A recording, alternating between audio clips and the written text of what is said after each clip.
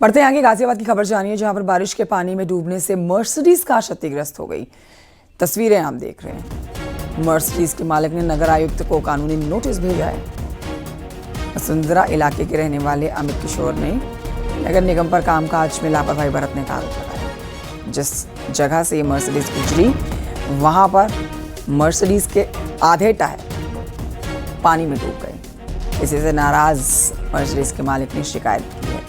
23 जुलाई को भारी बारिश के चलते साहिबाबाद में वसुंधरा रोड पर पानी भरा। अमित किशोर अपनी मर्सिडीज कार वसुंधरा लेकर जा रहे थे और इसी दौरान उनकी कार देखिए पानी में फंस गई।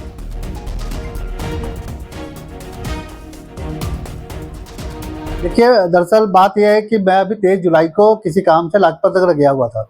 वहां से लौटते वक्त श्याम पार्क स्टेशन के पास बारिश के होने के बाद जलभराव होता, जिसमें मेरी गाड़ी फंस गई और बंद हो गया।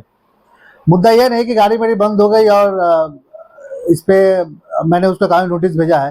कारण यह भी है कि उस एरिया में जलभराव का कारण मेन जो है वो है समस्या जो मेन है वो है पानी का नहीं, नाले की सफाई नहीं होना।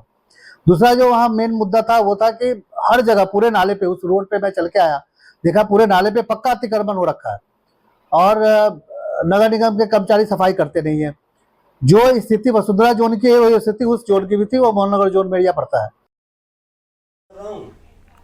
अमित राणा से इस पर और जानकारी लेते हैं, फोन लाइन पर मौजूद है। अमित, मामला साधारण सा लग रहा होगा लोगों को, लेकिन वाकई में बात सोचने वाली है कि गाड़ी चाहे बड़ी हो चाहे छोटी हो, नगर पालिका अपना काम क्यों नहीं करती है? ड्रेनेज सिस्टम प्रॉपर क्यों नहीं है? ये खबर आप विस्तार से बताएं।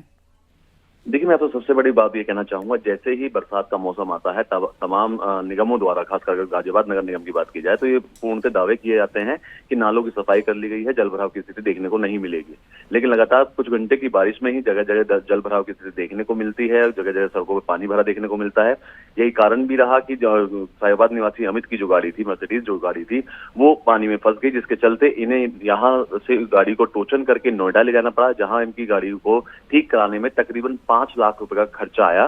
जिसके बाद अमित ने नगर आयुक्त गाजियाबाद विक्रमादित्य मलिक के लिए एक लेटर लिखा जिसमें ये कहा गया कि ये मेरी गलती नहीं है, इसमें आपको 5 लाख का भुगतान स्वयं को करना पड़ेगा। हालांकि मामला जब जैसे ही मीडिया के संज्ञान में आया, उसके बाद आरोप प्रत्यारोप का दौर भी चलने लगा। जहां अमित की तरफ से आरोप लगाए गए, वहीं नगर निगम की तरफ से भी अपने इसके लिए जवाब दिया गया, इसके लिए स्पष्टीकरण दिया गया, जिसमें साफ तौर पर कहा गया कि जो गाड़ी है तस्वीरों में दिख रहा है कि उसके आधे टायर डूबे हैं, इसका मतलब गाड़ी पूरी नहीं डूबी थी। तमाम ऐसी बातें की जा रही हैं। बड़ी चीज यह है, कंचन की सफाई दी जा रही है अधिकारियों की तरफ से, लेकिन जमीनी हकीकत में कोई काम किया ही नहीं जाता है। दिल्ली एनसीआर का दिल कहा जाता है गाजियाबाद को, हर बार की तरह नगर निगम ये दावे करता है। तस्वीरों में भी आप देख सकते हैं कि नगर निगम के कामकाज की पोल पट्टी खुलती भी बरसात के मौसम में है। अब इस पूरे मामले में क्या निर्णय निकल कर आता है, देखना दिलचस्प रहेगा। फिलहाल शुक्रिया आपका हमें जानकारी के लिए। बढ़ते आगे, शाहजहांपुर की खबर जानिए जहां पर आईएएस अफसर रिंकू सिंह राही का वकीलों के बीच कान पकड़कर उठक बैठक करने का एक वीडियो सोशल मीडिया पर वायरल है। तस्वीरें आप देख रहे हैं। वाया के एसडीएम हैं रिंकू सिंह राही, जिन्होंने निरीक्षण के दौरान टॉयलेट के बाहर गंदगी करने वाले एक मुंशी को उठक बैठक की सजा दी थी। इससे नाराज वकीलों ने हंगामा करना शुरू कर दिया। अब इसके बाद में आईएएस अफसर ने वकीलों के बीच पहुंचकर माफी मांगी और कान पकड़कर खुद उठक बैठक कर डाली। देखिए, भले ही हास्यास्पद अंदाज में ये किया जा रहा हो, लेकिन विवाद को खत्म करने के लिए यही एक तरीका था।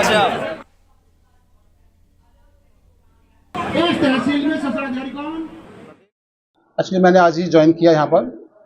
आज ज्वाइन करने के बाद मैं तहसील परिसर में घूम रहा था, तो ऐसे में कुछ लोग दिखाई दिए जो टॉयलेट के पास में टॉयलेट बनी हुई थी, शौचालय बने हुए हैं मुख्य पुरुषों वाले, उसमें टॉयलेट न करके वो बराबर में टॉयलेट कर रहे थे। जब उनसे पूछा तो उनका सीधा से कहना था हम टॉयलेट में नहीं जाएंगे। तो उन्हें आगाह करने के लिए मैंने उनसे उठबैठक लगाई, जिससे कि वो आगे के लिए आगाह रहें। फिर उन्होंने आरोप लगाना शुरू कर दिया और बात को बढ़ाना शुरू कर दिया कि आपने उठबैठक कैसे लगवा दी। तो उनको बताया मैंने ये कारण थे। इसके बाद में तो उन्होंने क्वेश्चन उठाया कि आपके तहसील परिसर में गंदगी है, कि आपके यहाँ आवारा जानवर घूमते हैं, कि टॉयलेट इतने गंदे हैं, और कई सारी समस्या बताई जिसमें कोई शक नहीं है, उनकी बात सही थी।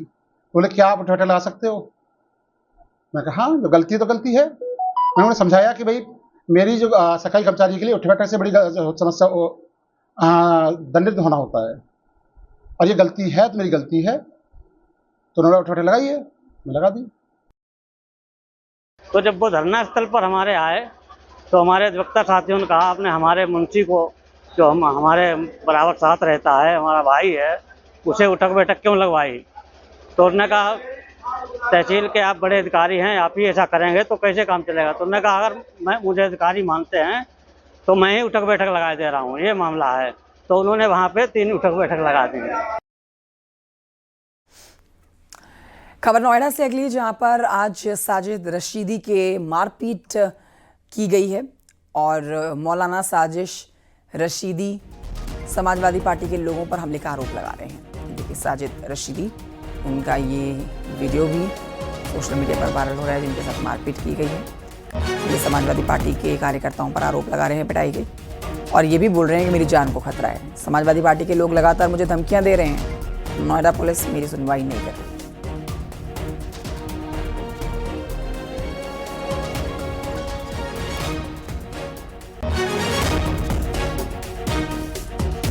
योगी सरकार के मंत्री रघुराज प्रताप सिंह ने डिंपल यादव पर दिए साजिद रशीदी के बयान के बहाने अखिलेश यादव पर निशाना साधा। रघुराज प्रताप सिंह ने कहा है कि अखिलेश की हैसियत नहीं है कि वो मस्जिद से जुड़े मसले पर कोई बयान दें। अखिलेश को डर लगता है, उनको डर इस बात का है कि बयान देने से मुस्लिम वोट बैंक कहीं खिसक ना जाए।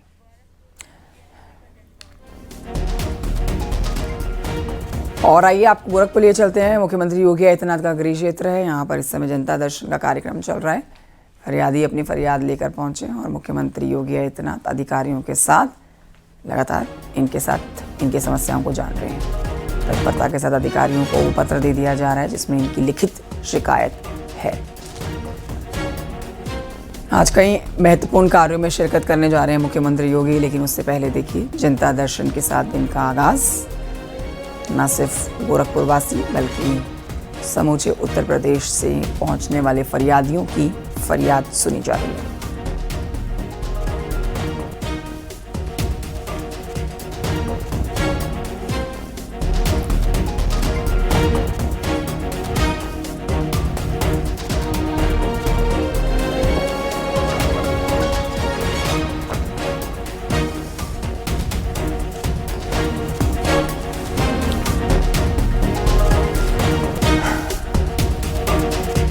भारी संख्या में महिलाएं पहुंची हुई हैं, आप देख सकते हैं, और इन महिलाओं से एक एक महिला से जाकर मुखातिब हो रहे हैं मुख्यमंत्री और उनकी परेशानी को जान रहे हैं। चिकित्सा से जुड़ी हो, जमीन विवाद से जुड़ी हो या फिर कोई भी मसला हो, हर एक शिकायत लेकर जो यहाँ पहुँचता है शख्स, उन सब से मिलते हैं मुख्यमंत्री और अधिकारियों को उसी वक्त लिखित शिकायत दे दी जाती है और आश्वस्त किया जाता है कि जो भी समस्या है उसका समाधान जरूर मिलेगा। जनता दर्शन की सीधी तस्वीरें गोरखपुर से।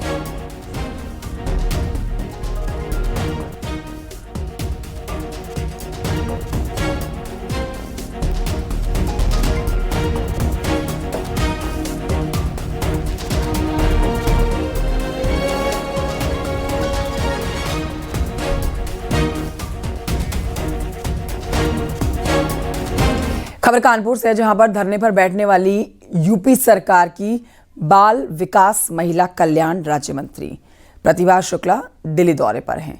कानपुर में पुलिस प्रशासन के खिलाफ धरना देने के मामले में कहा गया कि कुछ लोग दिल्ली में गलत फीडबैक दे रहे हैं। सही जानकारी से शीर्ष नेतृत्व को अवगत कराएंगे।